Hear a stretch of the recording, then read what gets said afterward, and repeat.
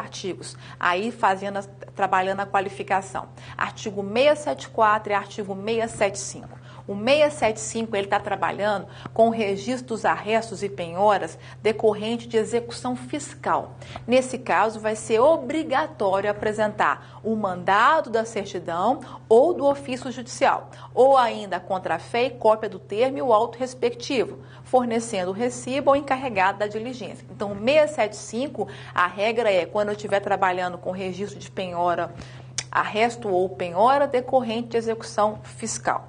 Já o 674, ele traz para nós, tá? Que essas penhoras, arrestos e sequestros poderão ser feitos depois de pagos os emolumentos, né?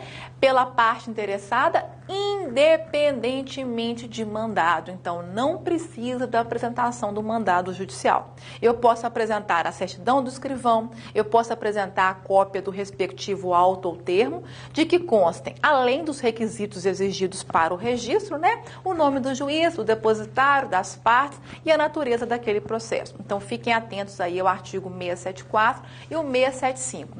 E ainda com relação a esses artigos, a gente vai sair do prazo geral para a qualificação dos títulos. Prazo, regra geral, 15 dias. Quando eu estiver trabalhando com qualificação de títulos, qualificação de determinações de arresto, penhora ou penhora decorrente de execução fiscal, o prazo do oficial cai para 10 dias. Então, ele vai ter ali 10 dias para apontar as exigências legais que deverão ser observadas. A qualificação dos títulos particulares, como é feita? Todos os requisitos exigidos para a elaboração dos títulos públicos também devem estar presentes nos títulos particulares, ok? A regra é a mesma. Assim também é para os títulos judiciais, naquilo que couber, e nos títulos particulares com força de escritura pública. Então, nós vamos analisar, no meu exemplo aqui, contrato de financiamento de financiamento com garantia fiduciária. Então, aí nós vamos ter um instrumento particular, mas com força de instrumento público. Eu vou aplicar a Lei Federal 9.514, que trata aí das alienações fiduciárias, mas também nós vamos tratar aí do 215, no Código Civil, que traga dos requisitos que devem constar na escritura. Nós vamos verificar a Lei 7433, requisitos da obrigatoriedade no momento da lavratura daquelas escrituras, e o próprio Código de Normas, tá? Tudo isso está no material para os senhores. Pois bem, a nota devolutiva, nós não temos disposição sobre a nota devolutiva, os requisitos da nota devolutiva na Lei 6.015. Já o Código de Normas abriu um artigo para nós falando quais são os requisitos que devem ser observados no momento do oficial elaborar uma nota devolutiva, tá? Então, fala ali, a nota devolutiva vai ser elaborada no papel timbrado da serventia, com data, assinatura do preposto ou do próprio oficial, de forma que possa identificar aquela pessoa que está assinando, e vai se analisar o do título e vai constar nessa nota devolutiva, de uma única vez, todas as razões, os fundamentos de fato e de direito do porquê da recusa de registrar aquele título. Tá certo? Então, a nossa nota devolutiva agora, no nosso Código de Normas, trouxe os requisitos que devem estar presentes na nota devolutiva. O interessado, não se conformando com as exigências legais ou não podendo cumprir as exigências legais, ele vai apresentar um requerimento ao oficial para que seja suscitada a dúvida. Atenção é o que diz. Então, é o interessado que apresenta um requerimento ao oficial para que o oficial suscite dúvida a requerimento do interessado, tá certo?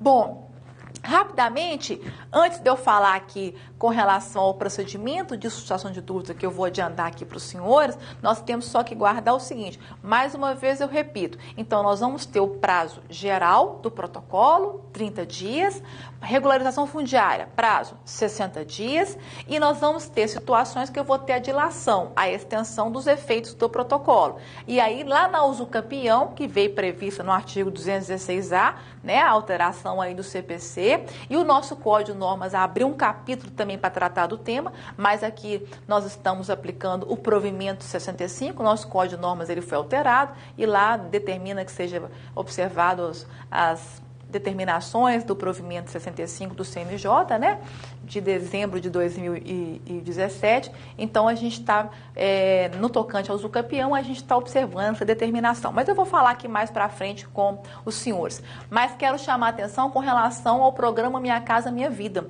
que mais uma vez aí com relação aos prazos, na reapresentação desse título, com as exigências legais cumpridas, esse prazo do oficial para praticar o ato de 15 dias, ele cai para 10 dias, ok?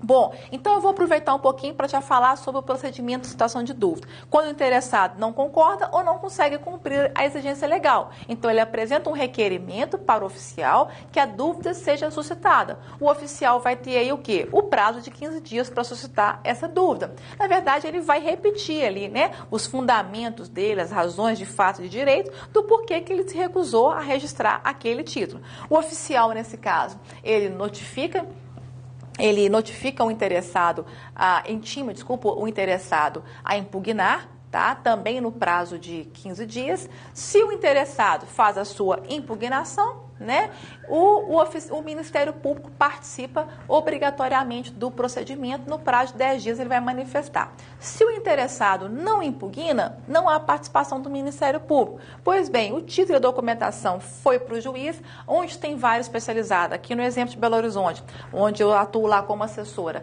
nós temos a vara especializada dos registros públicos, né? A juíza vai receber esse procedimento, vai verificar ali as informações e ela vai expedir uma sentença.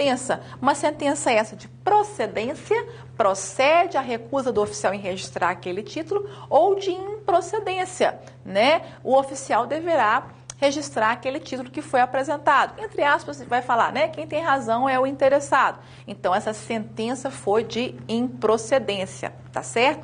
Nesse caso, aí quero chamar a atenção dos senhores. Na Lei 6.015, não há previsão para o oficial do registro de imóveis recorrer.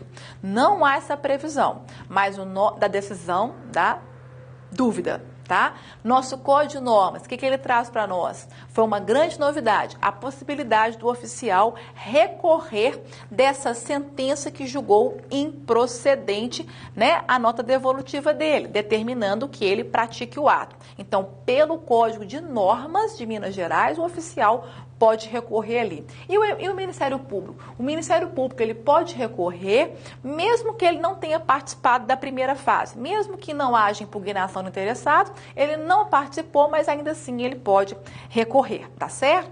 Olha, uma vez julgada a situação de dúvida, se essa dúvida foi julgada procedente, ou seja, procede a recusa do oficial em registrar aquele título, o interessado ainda assim, porque não faz coisa julgada, porque é um procedimento administrativo, ele pode distribuir a ação competente. Ok, pessoal? Agora vamos falar um pouquinho sobre o livro 2, que é a matrícula, que é a individualização, a especialidade. E aí começamos lá pelo artigo 678 do Código de Normas, que fala que o registro geral vai ser destinada à matrícula e aos atos de registro e averbação, tá? Não podendo ser praticados outros atos, como certidão, anotação ou observação. Ou seja, os atos que são praticados na matrícula, pelo artigo 679 do Código de Normas, é ato de registro ou averbação. Ponto, tá certo? E o parágrafo único do 679 do Código de Normas, ele também traz uma informação muito importante para nós. A prenotação de um título que foi qualificado negativamente não ensejará a prática de nenhum ato, salvo autorização judicial. Então, fiquem atentos ao parágrafo único do artigo 679. Ainda o Código de Normas, num posicionamento diferente da Lei 6.015, diferente da Lei dos Registros Públicos. O que ele fala para nós? No artigo 682, os casos que é obrigatório a abertura da matrícula, e no 683 traz para nós os casos que é facultada a abertura da matrícula. Então, caso de facultada a abertura da matrícula, requerimento do proprietário, mesmo que ele não tenha nenhum título ali, ele faz um requerimento para que seja aberta a matrícula. O oficial, pelo inciso 2, ele tem a faculdade de ofício, no interesse do serviço, abrir a matrícula, mas nesse caso ele não pode cobrar emolumento. A gente chama isso de abertura de matrícula ali para saneamento, tá? Às vezes eu faço um saneamento naquela matrícula, encerro aquela matrícula e abro uma matrícula nova. E o inciso 3 fala para nós, nos demais casos de inserção ou alteração de medidas perimetrais, de que resulte ou não alteração de área. Destacar para os senhores que quando eu estiver fazendo uma retificação de área de imóvel urbano, eu não tenho a obrigatoriedade de abrir a matrícula. Ela é facultativa pelo Código de Normas. Mas quando eu estiver fazendo uma retificação de área de um imóvel rural, já é o inciso 4